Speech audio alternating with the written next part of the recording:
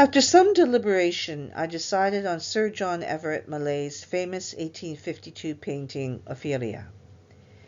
It is based on the character in Shakespeare's Hamlet, a young noblewoman in the Danish court who is driven to madness and possibly suicide. I think it is beautiful at one level, but also profoundly disturbing. There is more than Victorian melancholy going on here. Recalling the narrative, Ophelia was potentially in line to marry Hamlet, Prince of Denmark, when Hamlet's father was murdered by his uncle. Ophelia's father, Polonius, uses her as bait to demonstrate that Hamlet is mad. By a complex series of events, Polonius is killed by Hamlet, and by the end of the play, her brother, Later, will have killed Hamlet, and will be killed himself. So taken in context, this painting is not just a pretty picture. What is a girl to do? While Hamlet feigns madness to get to the bottom of his father's death, Ophelia is faced with contradictions and enters a fractured mental state, torn between loss and love of her father, love of brother, love of Hamlet, that drive her over the edge. Ophelia is, at the point of this painting, not yet dead.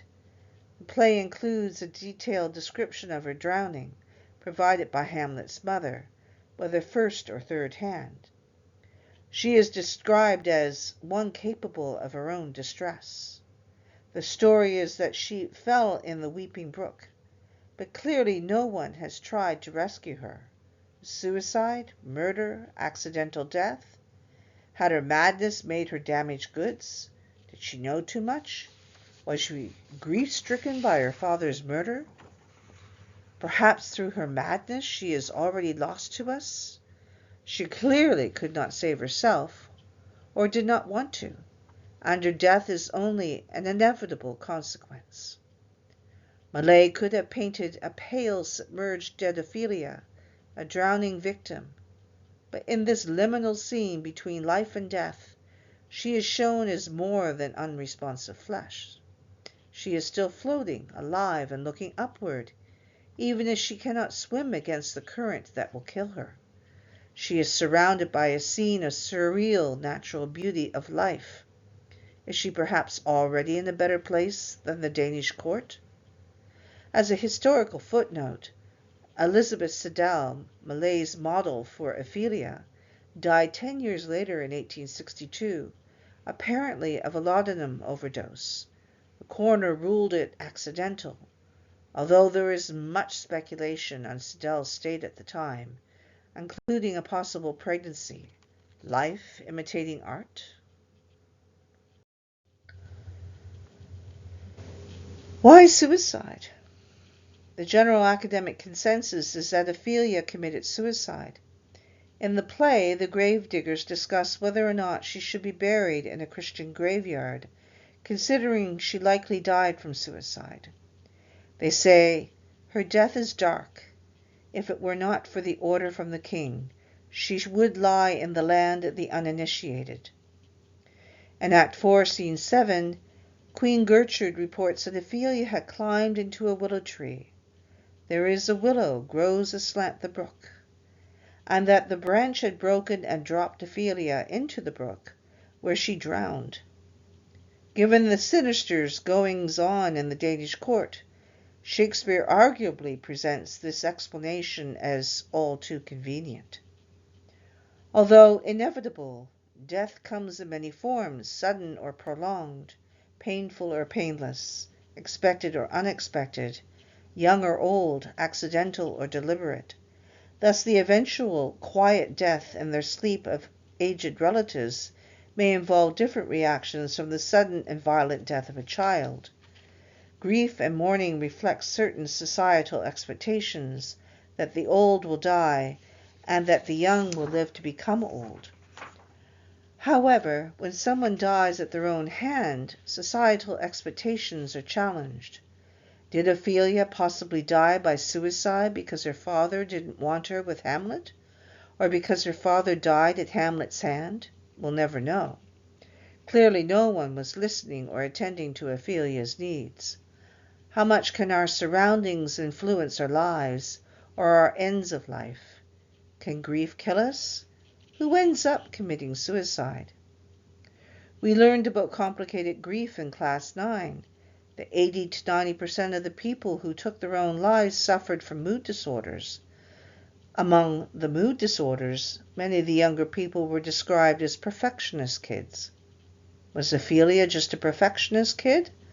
Or were there other reasons for her mental disorder and consequent death? One of the risks for suicide is being in a home with family violence. The Danish court had witnessed a recent sudden death. Ophelia's mother is absent. Paulinus, her father, is an unsympathetic character, and her brother, although protective, is also complex.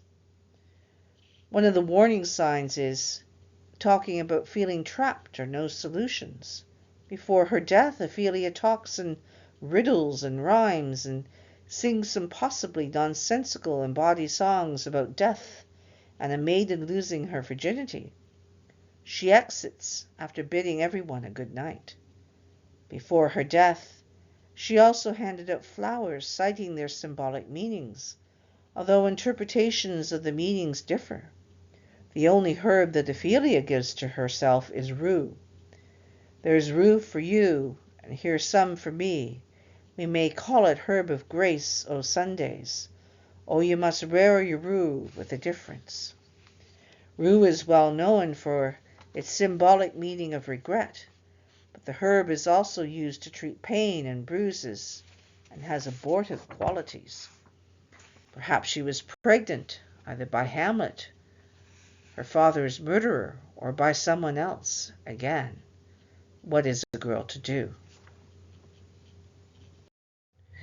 At Ophelia's funeral, her brother Laertes jumps into Ophelia's grave, asking for the burial to wait until he has held her in his arms one last time, and proclaims how much he loved her.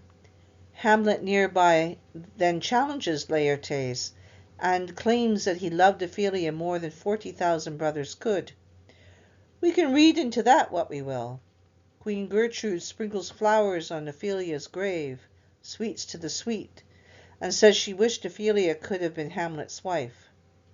Teresa Rando notes that following suicide, mourners often experience heightened feelings of anger, guilt, and shame, and the unavailability of the deceased increases the feelings of frustration, powerlessness, and being out of control, already present in such a tremendous victimization.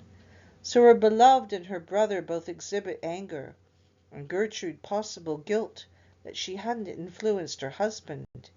Did Gertrude perhaps deny to herself that it was a suicide, just as she denied that her first husband was murdered by her second?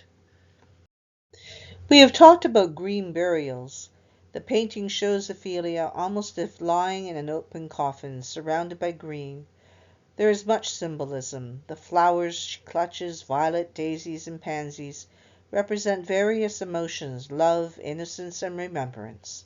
The water itself may symbolize destruction, purification, or salvation. The artist depicts Ophelia right after falling into the river, when her wreaths hang on the willow branches. Half submerged in water, her pose, open arms, and her gaze directed to the sky might also be associated with the crucifixion of Christ. The complexity of the other plot dynamics of Hamlet do not leave much time for grief processing. By the time the curtain falls, all the principal characters have died violently, but we, the audience, need to acknowledge the importance of the grieving process, that it may legitimately take longer and endure more complexity for those who have lost someone to suicide. And if anything positive can be retrieved from such an experience, it should involve an acceptance that their death was not unique, but part of a greater human experience. That experience, although frequently difficult, brings all of us eventually back to God.